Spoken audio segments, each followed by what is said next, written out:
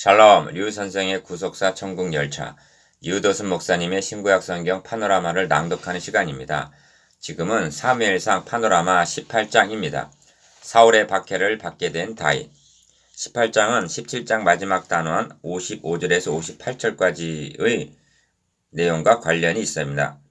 그 단원의 주제가 다윗이 누구인가 였습니다. 그런데 본장은 그에 대한 세 가지 반응을 기록하고 있습니다.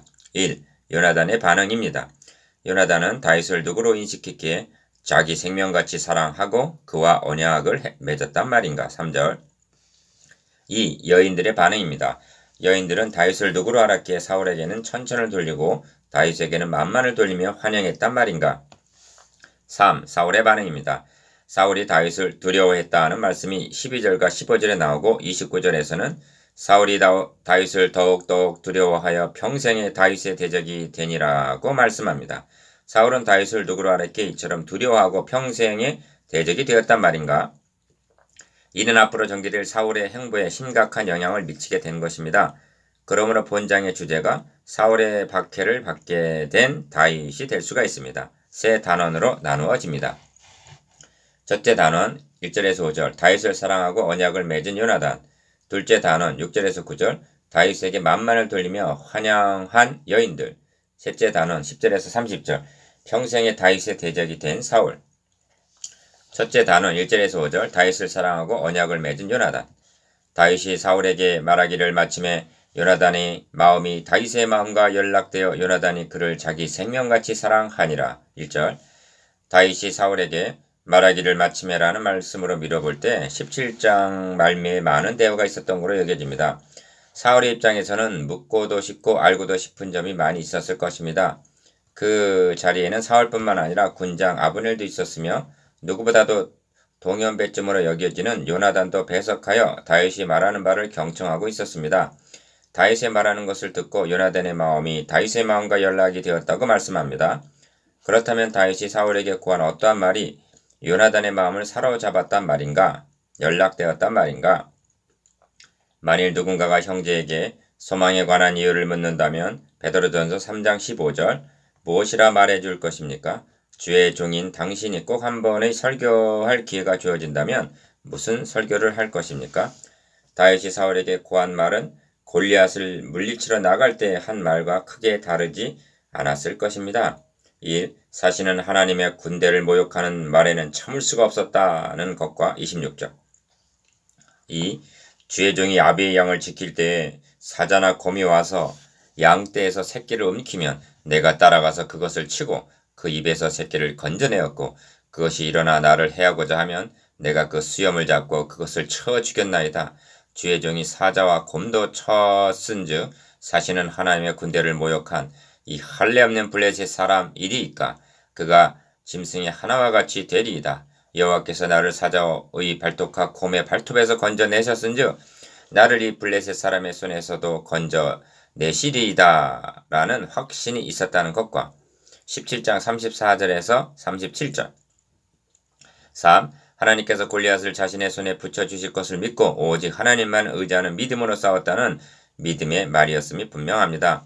이 불타는 믿음의 말은 주변의 불신앙의 분위기로 말미암아 식어져 있던 요나단의 믿음을 불일 듯이 솟생케 했습니다. 디모데후서 1장 6절. 이것이 요나단의 마음이 다윗의 마음과 연락되었다는 뜻입니다. 요나단이 다윗을 자기 생명같이 사랑했다는 말씀을 단순한 우정으로 여긴다면 신령한 면에서 볼 때 너무나 부족한 것입니다. 그렇게 한다면 기생 라합이 정탐꾼을 접대함으로 의롭다 하심을 받았다는 야고보서 2장 25절 말씀을 해석할 길이 없게 되는 것입니다. 라합이 정탐꾼을 영접한 것을 그리스도를 영접한 것으로 여김을 받아 의롭다 하심을 얻었다고 성경은 말씀하고 있습니다. 왜냐하면 신구약을 막론하고 인간이 하나님 앞에서 의롭다함을 얻을 수 있는 길은 오직 예수 그리스도를 영접함으로 말미암아서 뿐이기 때문입니다. 주님은 말씀하십니다. 누구든지 내 이름으로 이런 어린아이 하나를 영접하면 곧 나를 영접하며 마가복음 9장 37절. 그러므로 요나단이 다윗을 자기 생명같이 사랑하여 더불어 언약을 맺었다는 3절 것은 곧 주님을 영접하여 언약관계를 맺음으로 볼 수가 있는 것입니다. 물론 요나단은 밝히 알지는 못하였을 것입니다. 이 점에서 유념해야 할 점은 구약시대에도 그리스도의 영이 역사하고 계셨다는 점입니다. 구약을 해석할 때 이 점을 망각한다면 의문만을 보고 신령한 면은 보지 못하는 치명적인 오류를 범하게 될 것입니다. 성경은 말씀합니다. 이 구원에 대하여는 너에게 임할 은혜를 예언하던 선지자들이 연구하고 부지런히 살펴서 자기 속에 계신 그리스도의 영이 그 받으실 고난과 후에 받으실 영광을 미리 증거하였다는 것입니다. 베드로전서 1장 10절에서 11절. 선지자들 속에서는 그리스도의 영이 계셔서 장차 그리스도께서 받으실 고난과 영광을 알게 하셨다는 것입니다. 그리하여 예언할 수가 있었다는 말씀입니다. 요나단의 마음이 다윗의 마음과 연락되었다는 것은 그들 속에 계신 그리스도의 영의 교통으로 볼 수가 있습니다. 요나단이 자기가 입었던 겉옷을 벗어 다윗에게 주었고 그 군복과 칼과 활과 띠도 그리하였더라는 말씀은 4절 우정의 표시일 뿐만이 아니라 상징적인 의미가 있습니다.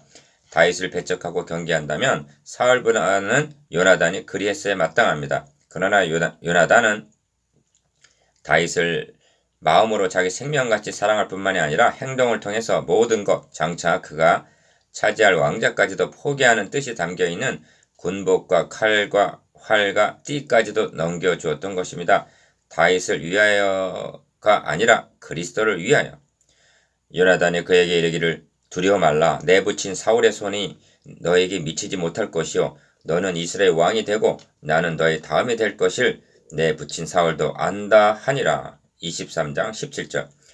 요나단에게 이러한 고백적인 믿음이 언제 주어진 것일까요? 바로 다윗의 마음과 연락되어 언약을 맺은 이때였을 것입니다. 둘째 단원 6절에서 9절 다윗에게 만만을 돌리며 환영한 여인들. 무리가 돌아올 때 곧 다윗이 블레셋 사람을 죽이고 돌아올 때 여인들이 이스라엘 모든 성에서 나와서 노래하며 춤추며 소고와 경쇠를 가지고 왕 사울을 환영하였는데 여인들이 뛰놀며 창화하여 가로되 사울의 죽인 자는 천천히요 다윗은 만만이로다 한지라. 사울이 이 말에 불쾌하여 심히 노하여 가로되 다윗에게는 만만을 돌리고 내게는 천천만 돌리니 그에 더 얻을 것이 나라밖에 무엇이냐 하고 그날 후로 사울이 다윗을 주목하였더라. 6절에서 9절. 일견 여인들이 다윗에게 만만을 돌린 것은 당연한 일로 여겨집니다만 옳은 일은 아니었던 것입니다. 그들은 추격해오던 바로의 군사를 하나님께서 홍해에 엎으셨을 때 미리암과 여인들이 소고를 잡고 춤을 추면서 너희는 여호와를 찬송하라. 그는 높고 영화로우시며 말과 그 탄자를 바다에 던지셨음이로다. 출애굽기 15장 21절 라고 함과 같이 여호와를 찬양하고 영광을 돌렸어야만 했습니다. 17장에 나타난 다윗의 증거를 보십시오. 나를 곰의 발톱에서 건져내셨은즉 나를 이 블레셋 사람의 손에서도 건져내시리이다 고 말합니다. 17장 37절. 오늘 여호와께서 너를 내 손에 붙이시리니 합니다. 온 땅으로 이스라엘 하나님 계신 줄을 알게 하겠다고 17장 46절 자신의 능력을 내세우고 있는 것이 아니라 전적으로 하나님만을 의뢰하고 있습니다. 또한 요나단의 증거를 보십시오. 여호와께서는 온 이스라엘을 위하여 큰 구원을 이루셨다고 19장 5절 증거하고 있습니다. 그렇다면 이 사건을 통하여 하나님만이 높임을 받으시고 하나님께 영광을 돌렸어야만 마땅합니다. 그러나 여인들은 그렇게 할 만큼 신령에 속해 있지를 못했습니다. 즉 육신에 속해 있었던 것입니다. 다윗의 능력으로 승리하냐 다윗에게 영광을 돌렸던 것입니다. 그리하여 그들의 육신적인 말이 오히려 다윗으로 하여금 큰 공경에 빠지도록 만들었던 것입니다. 그날 후로 사울이 다윗을 주목하였더라. 9절 경계의 대상으로 여겼다는 것입니다. 셋째 단원 10절에서 30절 평생에 다윗의 대적이 된 사울.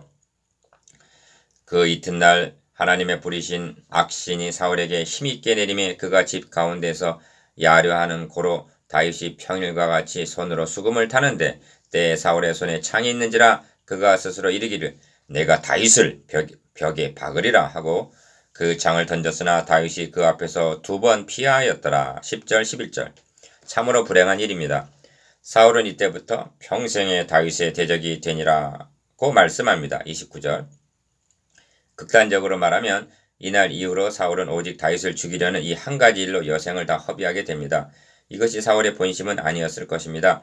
그가 왕으로 뽑혔을 때 그는 나서지를 못하고 행구 사이에 숨어 있을 정도로 10장 22절 순박했던 사람이었습니다. 그러나 이제는 아닙니다. 여호와께서 사울을 떠나 다윗과 함께 계심으로 사울이 그를 두려워했다고 말씀합니다. 12절 즉 하나님의 신은 그를 떠나시고 악신이 사울에게 힘있게 내려 하나님의 신으로 충만한 다윗을 대적하는 영적 대결의 양상을 띠게 된 것입니다. 사울은 하나님을 대적하는 불의의 병기로 전락하고 만 것입니다.